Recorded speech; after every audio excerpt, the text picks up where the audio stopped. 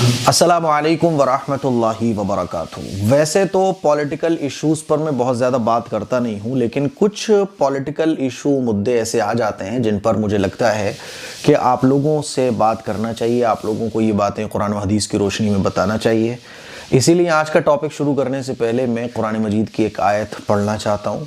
ख़बरें तो आप लोग सुनते रहते हैं, ख़बरों के ज़रिए बहुत कुछ आप मेरे ख़्याल में मुझसे ज़्यादा आप जानते होंगे, लेकिन वो जो ख़बर, वो जो इशू हमारे सामने है, कुरान और हदीस की रोशनी में हमें उससे क्या सीखने को मिलता है। क्योंकि ख़बरें सिर्फ सुनते रहना, इससे कुछ हल होने वाला नहीं है। ख़बरें सुनने के बाद जो इश्यूज़ हमारे सामने हैं उनसे कुछ सीखना और आगे के लिए अपने आप को रेडी करना, ये बहुत ज़रूरी है। कुरान मजीद की आयतें मैं आपके सामने पढ़ना चाहता हूँ। अऊज़ु बिल्लाहि मिनश शैतानिर रजीम, बिस्मिल्लाहिर रहमानिर रहीम। सूरह तौबा की आयतें हैं।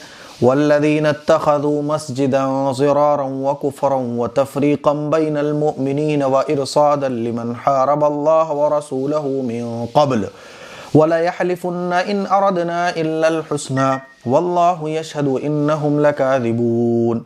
इन आयतों का तर्जुमा है, और कुछ मुनाफिक वो हैं जिन्होंने नुकसान पहुँचाने के लिए और कुफ्र के सबब और मुसलमानों में इख्तिलाफ और तफरका डालने के लिए और उस शख्स के इंतज़ार के लिए मस्जिद बनाई जो पहले से अल्लाह और उसके रसूल का मुखालिफ है, और वो ज़रूर कस्में खाएंगे कि हमने तो सिर्फ भलाई का इरादा किया था और अल्लाह गवाह है कि वो बेशक झूठे।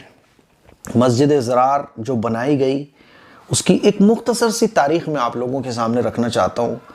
मस्जिद क़ुबा इस्लामी तारीख़ की सबसे पहली मस्जिद है। मस्जिद क़ुबा के बाद मस्जिद नबवी। मस्जिद क़ुबा और मस्जिद नबवी के बीच का एरिया जो था वो खाली था। एक ईसाई आलिम, ज़माना जाहिलियत में ही अबू आमिर नाम का ये शख्स जो है ना, ईसाई आलिम बन गया था। यानी इसने अपने आप को जो है ना ईसाई का आलिम कहना शुरू कर दिया था और लोग इसको मानते भी थे। रसूलुल्लाह सल्लल्लाहु अलैहि वसल्लम जब मक्के से मदीना तशरीफ़ लाए तो अबू आमिर, इसकी बड़ी भक्ति होती थी इसकी, तो इसको लोग बड़ा मानते थे। तो इसने जो है ना हुजूर अकरम सल्लल्लाहु अलैहि वसल्लम से पूछा कि आप कौन हैं और आप किस बात की दावत देते हैं। तो हुजूर अलैहिस्सलातु वस्सलाम ने बताया कि मैं दीन हनीफ़ और हज़रत इब्राहीम अलैहिस्सलाम के दीन की दावत देता हूँ। तो इसने हुजूर से बहुत ज़्यादा बहस की, और क्योंकि इसकी लोग भक्ति किया करते थे। अब जनाब रसूलुल्लाह सल्लल्लाहु अलैहि वसल्लम जब तशरीफ़ ले आए तो हुजूर अलैहिस्सलातु वस्सलाम की तरफ लोगों की तवज्जो हो गई, तो इसको अपनी गद्दी का डर सताने लगा। तो इसने जो है ना बहस के दरमियान फिर आखिर में कहा कि हम में से जो झूठा होगा वो सफ़र के दौरान मरेगा, तन्हा मरेगा, कोई उसके साथ नहीं होगा। हुजूर ने इस पर फरमाया आमीन। ये जो है ना, इसको ये यकीन था कि कुरैश के जो लोग हैं वो हुजूर अकरम सल्लल्लाहु अलैहि वसल्लम को शिकस्त दे देंगे, और कुरैश के लोग ही हुजूर अकरम सल्लल्लाहु अलैहि वसल्लम और सहाबा इकराम से निपट लेंगे। इसीलिए दिल में तो बहुत जलन रखता था, लेकिन मुकाबला नहीं करता था हुजूर को, क्योंकि उसे पता था कि अब जब जंग होगी कुरैश के लोगों से, मक्का वालों से, तो सहाबा कितने और हुजूर अकरम सल्लल्लाहु अलैहि वसल्लम शिकस्त खा जाएंगे।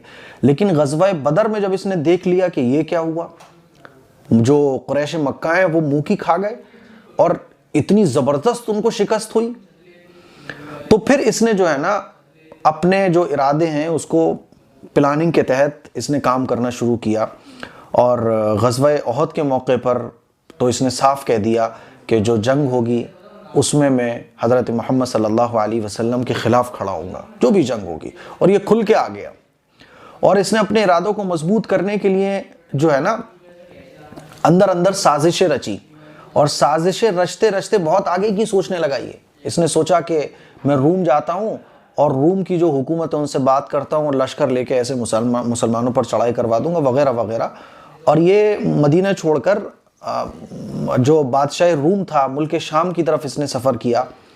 और उस मौके पर इसने जो है ना एक ख़त लिख के, मैं मुख्तसर बता रहा हूँ शॉर्ट में, इसने जो मुनाफिकीन थे मदीने के अंदर उनको अपना एक दावतनामा भेजा और कहा कि इस तरह से मैं प्लानिंग कर रहा हूँ, हम हज़रत मोहम्मद सल्लल्लाहु अलैहि वसल्लम को शिकस्त देंगे और इनको ख़त्म कर देंगे। पूरी प्लानिंग उसने अपनी लिखी और कहा कि एक मस्जिद बनाओ तुम, और मस्जिद ऐसे ऐसे बनाओ, यानी उसको मस्जिद का नाम दो, इस्लाम का, मुसलमानों का लेवल उस पर लगाओ, हुजूर अकरम सल्लल्लाहु अलैहि वसल्लम से नमाज उसमें पढ़वाओ, और इस मस्जिद का जो मकसद होगा वो ये होगा कि हम अंदरूनी खाना जो प्लानिंग करेंगे, मेरा कोई कासिद आएगा, मेरा कोई पैगाम आएगा, कोई भी मेरे लोग होंगे तो इस मस्जिद में रुकेंगे, हम इस मस्जिद में रुक के क़याम प्लानिंग किया करेंगे वगैरह वगैरह। ठीक है, तो इस मस्जिद को मुनाफिकीन ने बनाया और हुजूर अकरम सल्लल्लाहु अलैहि वसल्लम से आके दरख्वास्त की कि या रसूल अल्लाह आप हमारी मस्जिद में आइए, क्योंकि देखिए मस्जिद क़ुबा और मस्जिद नबवी के दरमियान फ़ासला बहुत है, कुछ बूढ़े लोग होते हैं, कमज़ोर लोग होते हैं, तो वो इस मस्जिद में नमाज़ पढ़ लिया करेंगे, हम तो बहुत खैर खाही के तौर पे इस मस्जिद को बना रहे हैं, आप आइए और 2 रकात नमाज इस मस्जिद में पढ़िए। तो हुजूर अकरम सल्लल्लाहु अलैहि वसल्लम उस वक्त तबूक जा रहे थे, तो हुजूर ने फरमाया कि मैं जब तबूक से वापस आऊँगा तो उसके बाद फिर मैं यहाँ 2 रकात नमाज पढ़ूंगा। हुजूर अकरम सल्लल्लाहु अलैहि वसल्लम तबूक तशरीफ़ ले गए।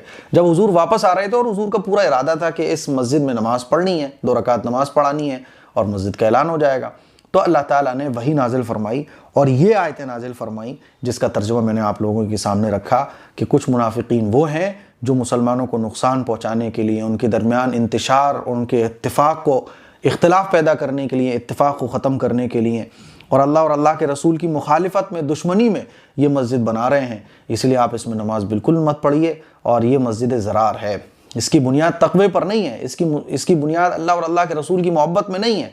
तो हुजूर अकरम सल्लल्लाहु अलैहि वसल्लम ने फ़ौरन अपना एक कासिद भेजा और 2 सहाबा इकराम को हुक्म दिया कि इस मस्जिद को आग लगा दो, इस मस्जिद को जला दो, इस मस्जिद को ख़त्म कर दो। और फिर ये मस्जिद ख़त्म कर दी गई। इस वजह से इस मस्जिद को मस्जिद ज़रार कहा जाता है। और इस आयत के ज़रिए हमें ये बता दिया गया कि ऐसा भी हो सकता है कि मुसलमानों को, इस्लाम को नुकसान पहुँचाने के लिए इस्लाम का ही कोई सहारा ले, मस्जिद का ही कोई सहारा ले, मुसलमानों के जज्बातों के साथ कोई खेले, ये तमाम चीज़ें हो सकती हैं। ये आयतें सिर्फ उस वक्त के लिए ख़ास नहीं थी, बल्कि क़यामत तक आने वाले ईमान वालों को, क़यामत तक आने वाले मुसलमानों को, इस्लाम से मोहब्बत करने वालों को ये बताया गया कि देखो, होश में, जोश में होश मत खो देना, होश से काम लेना है, अकल से काम लेना है। तुम्हें देखना पड़ेगा कि ये मस्जिद जो बनाई जा रही है, ये जो तुम्हारे सामने इस्लाम का नाम लिया जा रहा है, ये जो अल्लाह और अल्लाह के रसूल की बातें तुम्हारे सामने की जा रही हैं, ऐसा तो नहीं है कि कोई और प्लानिंग हो। तुम्हें पहचानना पड़ेगा, तुम्हें समझना पड़ेगा कि तुम्हारा नफ़े के लिए ये चीज़ हो रही है, नुकसान के लिए हो रही है। तो ज़रूरी नहीं कि जो मस्जिद हो वो अल्लाह और अल्लाह के रसूल की मोहब्बत में हो, मुसलमानों के फ़ायदे के लिए हो। ये तमाम चीज़ें आपको समझना पड़ेंगी। मैं किसी का नाम नहीं लूँगा, मैं देखो नीयत पर और नियतों पर तो मैं किसी के कुछ फैसला नहीं कर सकता। हुजूर पर तो वही आ गई, लेकिन अब वही का सिलसिला बंद हो चुका है। अब आपको इसी के ज़रिए काम लेना पड़ेगा। आपको देखना पड़ेगा कि आपकी खैरखाही किस में है। वक्ती फ़ायदा ना देखकर आपको सदियों का फ़ायदा देखना पड़ेगा। आगे की स्ट्रैटेजी आपको तय करनी पड़ेगी। इसलिए मैं ये तमाम बातें आपको समझा रहा हूँ। अब मैं बात करने जा रहा हूँ, आप लोग समझ ही गए होंगे, बाबरी मस्जिद के बारे में, जिसकी बुनियाद मुर्शिदाबाद में, बंगाल के अंदर रखी गई। और जो ममता दीदी जो हैं, टीएमसी जो पार्टी है उसके विधायक थे, उनको बेदखल भी कर दिया गया, लेकिन उन्होंने मस्जिद की बुनियाद रखी। अब इस मस्जिद की बुनियाद रखे जाने पर बहुत सारी बातें हो रही हैं। कुछ लोग हिमायत में हैं, लेकिन एक बड़ी तादाद है जो ये कह रहे हैं कि भाई ये पॉलिटिकल स्टंट है नहीं है, ये फैसला आप लोगों को करना है। कुरान और हदीस की रोशनी में एक बात तो आप ये समझ गए कि मस्जिद ज़रार बनाई जा सकती है, और मस्जिद ज़रार कभी भी बनाई जा सकती है। क़यामत तक इस तरह के वाक़यात होते रहेंगे, समझना आपको है। पहली बात तो ये समझ गए आप, ठीक है। खुद फैसला आपको करना है, मैं कुछ भी नहीं बोल रहा हूँ कि कौन सही कौन गलत, फैसला आपको करना है। अच्छा, ये तमाम बातें समझने के बाद आपको हल्ला भी नहीं करना, आपको शोर भी नहीं करना है ना, आपको बहस भी नहीं करनी है, अपने कामों में लगे रहना है, बस उसको नज़रअंदाज कर दो। हमारी प्रॉब्लम यह है कि हम नज़रअंदाज नहीं करते हैं। नज़रअंदाज कर दीजिए, कोई चीज़ अपना आदमी अगर गलत कर रहा है, नज़रअंदाज कर दीजिए, बिल्कुल भूल जाइए और अल्लाह से दुआ कीजिए। तो पहली बात तो ये समझ जाइए कि मस्जिद ज़रार बन सकती है। दूसरा, जब आपने देखा होगा कि हमारी मस्जिदें बाज़ दफ़ा मस्जिदों पर ऐसे शरपसंद अनासिर और शरीर किस्म के लोग जो है ना मस्जिदों पर गलत बातें करते हैं, कुरान पर, इस्लाम पर, और बाज़ दफ़ा जो है ना जुल्म ज़्यादतियाँ भी हो जाती हैं। और बाज़ मस्जिदों पर है ना, आज देखिए मस्जिदों के नीचे क्या तलाश किया जा रहा है। तो आप मीडिया का जब रुख देखेंगे तो वो मुसलमानों के ख़िलाफ़ ही होता है। आप ये नहीं कह सकते, यानी एक बच्चा भी अगर बैठा होगा तो वो समझ जाएगा कि मीडिया जिस तरह से आजकल खबरें दिखा रहा है इस्लाम के और मुसलमानों के लिए, आप सब लोग जानते हैं। लेकिन ये जो मस्जिद जिसकी हुमायूं कबीर ने बुनियाद रखी, बाबरी मस्जिद, तो इस पर आप देखें मीडिया कैसे खबरें दिखा रहा है। तो आप खुद फैसला कर लीजिए कि एक जानी दुश्मन आपका आपके लिए खड़ा हो रहा हो, तो आप सोचिए कि वो आपका खैरखा तो नहीं हो सकता। कुछ ना कुछ तो बात है, कुछ ना कुछ तो बात है कि मीडिया का रुख इधर कुछ और है लेकिन बंगाल में कुछ और है। यह आपको थोड़ा सा इसका ख्याल रखना पड़ेगा। तो ये आप देखिए कि मीडिया किस तरह से बातें दिखा रहा है। बाबरी जो मस्जिद की बुनियाद हुमायूं कबीर ने रखी है, एक एक चीज को वो कवरेज दे रहा है, एक एक चीज को वो दिखा रहा है। क्या बात है आखिर? बल्कि वो मस्जिद बनाने की हिमायत तक भी कर रहा है। बाज मीडिया वालों को तो मैंने देखा वो कह रहे थे भाई वहां मस्जिद क्यों नहीं बन सकती है ना। तो ये थोड़ा सा आपको देखना पड़ेगा कि ऐसा क्यों हो रहा है ना। तीसरी बात आपको सोचना चाहिए, हमारे मुसलमानों को सोचना चाहिए, मस्जिदें बनाना कमाल नहीं है, मस्जिदें बनाकर उनको आबाद रखना कमाल है। बहुत अफसोस होता है कि आज मस्जिदों को आबाद करने की तो फिक्र नहीं है, लेकिन मस्जिद बनाने के लिए अगर आपका कोई कह सकते हैं कि इमोशनल ब्लैकमेल आपको करता है तो आप इमोशनल ब्लैकमेल हो जाते हो। आपके इमोशन से कोई खेलता है तो आप उसका खेल बन जाते हो। आपको बहुत जल्दी से कोई मस्जिद के नाम पर, मदरसे के नाम पर, इस्लाम के नाम पर वरगला सकता है, आप वरगला जाते हो। किसने मना किया है? हमारे हिंदुस्तान में अल्हम्दुलिल्लाह आज भी आप नमाज पढ़ने जाओगे, कौन आपको रोकता है? लेकिन जब वही सड़क पर नमाज पढ़ने में कोई पुलिस वाला कुछ गलत हरकत कर दे, कोई आपको सड़क पर नमाज पढ़ने से रोक दे, जैसे यूपी में सड़क पर नमाज पढ़ना मना है, तो इस पर तो खूब वावेला मचेगा। लेकिन भाई मस्जिद में नमाज पढ़ने से किसने रोका है? 5 वक्त आप मस्जिद में जाके नमाज पढ़ सकते हैं, उसकी हमें फिक्र नहीं होगी। 5 वक्त नमाज पढ़ने से हमें कौन रोक सकता है? कोई नहीं रोक रहा। तो 5 वक्त नमाज पढ़ने तो हम नहीं जाएंगे, लेकिन साहब जुमे में सड़क पर नमाज पढ़ने से रोक दिया। अरे भाई जो जिससे नहीं रोका गया है वो करो ना। हमारी प्रॉब्लम ये है कि मस्जिद के नाम पर हम जमा हो जाते हैं, चंदा भी खूब देते हैं, है ना, ईंटें उठा के भी ले आएंगे, इमोशनल कोई ब्लैकमेल करे तो जल्दी से ब्लैकमेल भी हो जाएंगे। लेकिन ये हमें सोचना चाहिए कि मस्जिद में नमाज पढ़ने से हमें किसने रोका है? शैतान कहीं हमें घुमा तो नहीं रहा है, किसी बड़े नुकसान की तरफ तो हमें नहीं ले जा रहा है कि 5 वक्त मस्जिदों से अजान की आवाज़ आती है तो हमारे कानों पर, हमारे सर पर जूं नहीं रहती है, हमारे कानों में आवाज़ जाती है, लेकिन हमारे दिल हमारा गवाही नहीं देता कि मस्जिद में नमाज पढ़ने चले जाओ। आज भी फजर की नमाज में आप देखें मस्जिदें वीरान है। मस्जिदें अगर आपसे छीनी जा रही हैं या मस्जिदें आपकी वीरान पड़ी होती हैं, फिर बाद में उस पर कोई और कब्जा कर लेता है, तो उसकी वजह क्या है? जब आप किसी चीज को फेंक दोगे, जब आप किसी चीज को वीरान कर दोगे, तो जाहिर सी बात है कोई तो उस पर कब्जा करेगा। मस्जिदों को वीरान तो खुद मुसलमानों ने किया है। अब बाबरी मस्जिद बनाने के लिए ईंटें भी लेके जा रहे हैं, लेकिन रसूलुल्लाह सल्लल्लाहु अलैहि वसल्लम की तालीमात और सुन्नतों का जनाजा मुसलमान निकाल रहा है। शादी जो सुन्नत के मुताबिक होना चाहिए उसकी फिक्र नहीं है, बच्चों की तालीम के लिए फिक्रमंद होना चाहिए उसकी फिक्र नहीं है।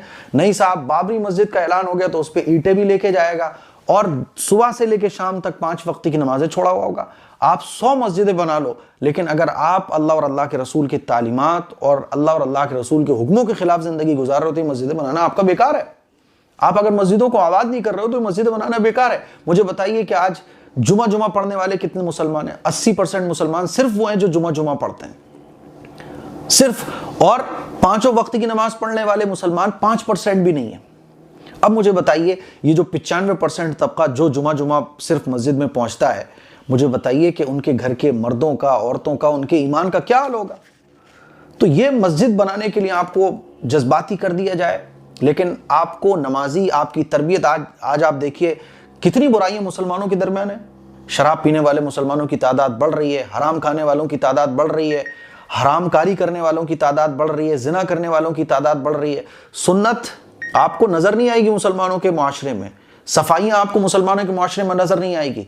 मुसलमान अपने बच्चों को पढ़ाने के लिए फिक्रमंद नहीं है। आज आप देखिए तालीम से कितने लोग महरूम हैं, लेकिन इसके लिए आपको कोई जज्बाती नहीं बनाएगा, क्योंकि पता है कि इस पे आप जज्बाती नहीं होंगे, इस पे आप पर मेहनत करनी पड़ेगी, आप पर मेहनत करनी पड़ेगी। और मेहनत कोई करना नहीं चाहता, वो ये चाहते हैं बस मंच से खड़े हो, एक आवाज लगाएं और आप जज्बाती होकर भागते हुए दौड़ते हुए आ जाएं। और उसके लिए बेहतरीन हरबा होता है, बेहतरीन चाल होती है कि मस्जिद के नाम पर आपको इमोशनल किया जाए। जैसे ही आप इमोशनल होते हो तो बड़ी तादाद में जमा हो जाते हो। भाई मैं कहता हूं इन तमाम चीजों से हटो, अपने बच्चों को काबिल बनाओ। 50 साल के बाद की स्ट्रैटेजी तैयार करो। एक आदमी सामने वाला है जो मुझ पर जुल्म कर रहा है, मान लीजिए वो बहुत पढ़ा लिखा है, पावरफुल आदमी, मैं एक जाहिल आदमी हूं, तो मैं उस वक्त किसी के कहने पर इमोशनल नहीं होऊंगा, बल्कि मैं 50-60 साल का इंतजार करूंगा, अपने बच्चों को काबिल बनाऊंगा और अपने बच्चों को काबिल बनाकर उसकी पोजीशन पर खड़ा कर दूंगा कि देख ये जालिम था, अब तुझे इंसाफ करके इससे मुकाबला करना है। हर चीज का एक मौका होता है, इसीलिए सोचना आपको चाहिए। इमोशनल नहीं होना चाहिए। आपको सोचना चाहिए कि पूरा मैदान खुला है। अल्लाह रब्बुल इज़्ज़त ने अल्हम्दुलिल्लाह हमारे हिंदुस्तान की सरजमी को अभी हमारे लिए तंग नहीं किया। हम नमाजें पढ़ सकते हैं, कुरान पढ़ सकते हैं, स्कूल्स बना सकते हैं, कॉलेजेस बना सकते हैं, अपने बच्चों को बड़े बड़े ओहदों पर पहुंचा सकते हैं, अपने बच्चों को पढ़ा लिखा सकते हैं। लेकिन नहीं साहब, इन चीज़ों पर कोई आपसे मेहनत नहीं करवाएगा। आपसे मेहनत करवाई जाएगी इन्हीं चीज़ों के लिए। और आप जो है ना आंखें बंद करके बस समझोगे कि जो बाबरी मस्जिद के लिए ईंट रखवा रहा है वही आपका मसीहा है। याद रखिएगा 5वीं बात कि मस्जिद जो जगह होती है उसी जगह पर मस्जिद होती है। उसके अलावा उसके नाम पर आप 50 मस्जिदें तामीर करा दो, उस मस्जिद का हक नहीं अदा हो सकता। तो बाबरी मस्जिद के नाम पर आप क्यों बार बार इमोशनल होते हो? बाबरी मस्जिद के नाम पर क्यों आपकी आंखें भर आती हैं? अरे भाई, किसने मना किया है? आप बनाओ ना मस्जिदें, किसने मना किया है? लेकिन इसको आपको किस तरह से यूज किया जा रहा है ये आपको सोचना पड़ेगा। समझ रहे हो मेरी बात? तो 5वीं बात यह है कि बाबरी मस्जिद जो थी वो वही है, वो तो उसी जगह रहेगी, है ना। मस्जिद तो अपनी जगह ही रहती है। उस जगह उठा के आप उसके नाम से कितनी मस्जिदें बनाना, वो उसका हक अदा नहीं होगा। ये बात आपको समझना है। और छठी बात, ये जो मैंने बातें आपको कही हैं, 5 बातें तो बता दी, छठी बात ये है कि मेरे अजीज भाइयों, अब ये तमाम बातें जो आप समझ गए और इस तरह की बातें चल भी रही हैं, अब आपको ये देखना पड़ेगा कि आपको नुकसान पहुंच रहा है या फायदा पहुंच रहा है। आखिरी बात, बहुत अहम बात है, इसको समझना है। अब आपको ये फैसला करना पड़ेगा कि नुकसान पहुंचाने वाला कौन है, फायदा पहुंचाने वाला कौन है। देखो, इस तरह की टेंशन, इस तरह की प्रॉब्लम्स क्रिएट की जाती रहती हैं और मुसलमान यकसू होकर, देखो माइंड क्लियर होता है ना तो मुसलमान कुछ कर सकता है। टेंशन आपको नहीं होगी, आप फ्री माइंड होकर बिजनेस के और चीज़ों के बारे में सोचोगे। लेकिन वक्तन फवक्तन इस तरह की प्रॉब्लम्स क्रिएट की जाती हैं और फिर मुसलमानों के बयानात सोशल मीडिया पे वायरल किए जाते हैं। इसीलिए मैं आप लोगों से कहना चाहता हूँ, नज़रअंदाज कीजिए हुमायूं कबीर जो कर रहे हैं, नज़रअंदाज कीजिए। कोई क्या कुछ कर रहा है, आप नज़रअंदाज कीजिए। आपको ये देखना है कि कौम का फ़ायदा किस में। मुझे बताओ, कौम का फ़ायदा किस में? 5 वक्त की नमाज पढ़ने में कौम का फ़ायदा है कि नहीं है? इस पे मेहनत करना है। आपके बच्चे पढ़े लिखे आगे बढ़े, इसमें फ़ायदा है कि नहीं है? इसके लिए आपको मेहनत करनी है। नेताओं को आप वोट दो, ठीक है, लेकिन इस तरह के जो वाक़यात होते हैं, है ना, हुमायूं कबीर आप देखें इन्होंने कौम के लिए क्या किया आज तक, लेकिन अचानक से बाबरी का भूत इनके दिमाग में आ गया। नहीं साहब, बाबरी मस्जिद बनानी है। मस्जिद बनाओ, किसने मना किया? लेकिन पॉलिटिकल फायदे उसके जरिए तलाशे जाएं। अब मैं कुछ ज्यादा बोलना नहीं चाहता मैं इन मसलों पर, क्योंकि अल्लाह और बंदे का मामला होता है। मैं बस आपको समझा रहा हूं। मुझे उम्मीद है मेरी ये बातें आपको समझ आ रही होंगी और आप इन बातों को समझोगे। नजरअंदाज करो, अपने कामों में लग रहो। आपको लग रहा है ये गलत हो रहा है, आप अपने बच्चों को काबिल बनाओ, आप खुद काबिल बनो, अपने बिजनेस को आगे बढ़ाओ और आप जिस फील्ड में भी जाना चाहते उसमें अपने आप को आगे बढ़ाओ। ईंटें उठा के आप मस्जिदें बनाने पहुंचे, ऐसे खबरें दिखाई जा रही थी, इतने लोग ईंटें लेकर आए। आप मुझे बताओ, जब इस तरह से खबरें बनेंगी तो हमारे मुल्क में माहौल क्या बनेगा? जरूरत इस बात की है कि अगर हम चाहते हैं अपने मुल्क का भला, भाई मुसलमानों को बदनाम किया जा रहा है, इस्लाम को बदनाम किया जा रहा है, इस्लाम की तालीमात गैरों तक पहुंचाओ। आप किसने रोका है? बताओ मुझे। मेरे यहाँ गैर मुस्लिम आते हैं, गैर मुस्लिमों के यहाँ मैं जाता हूँ, इस्लाम की तालीमात गैर मुस्लिमों को बताओ, मेहनत में लग जाओ। रसूलुल्लाह सल्लल्लाहु अलैहि वसल्लम के दुश्मन नहीं थे क्या? हुजूर ने इस्लामी तालीमात, अखलाक के जरिए इस्लाम की बेहतरीन तालीमात उन तक पहुँचाई। लेकिन मस्जिद, मंदिर और इस पर कुछ अब मुसलमानों में भी लोग खड़े हो गए हैं जो इस तरह के कहते हैं नहीं साहब मस्जिद ऐसे बनेगी वैसे बनेगी। ज़रूरत इस बात की है कि हम समझें कि हमारा फ़ायदा किधर है, नुकसान किधर है। बाकी हर इंसान आज़ाद है अपनी सोच के लिए, अपने काम के लिए। फिर भी आपको एक अपना फ़ायदा ना देखकर कौम का फ़ायदा देखना पड़ेगा। मुझे उम्मीद है ये चंद बातें आपको अच्छे तरीके से समझ आ गई होंगी। इस क्लिप को शेयर कीजिए, दूसरों तक पहुँचाइए। अस्सलामु अलैकुम वरहमतुल्लाहि वबरकातुहू।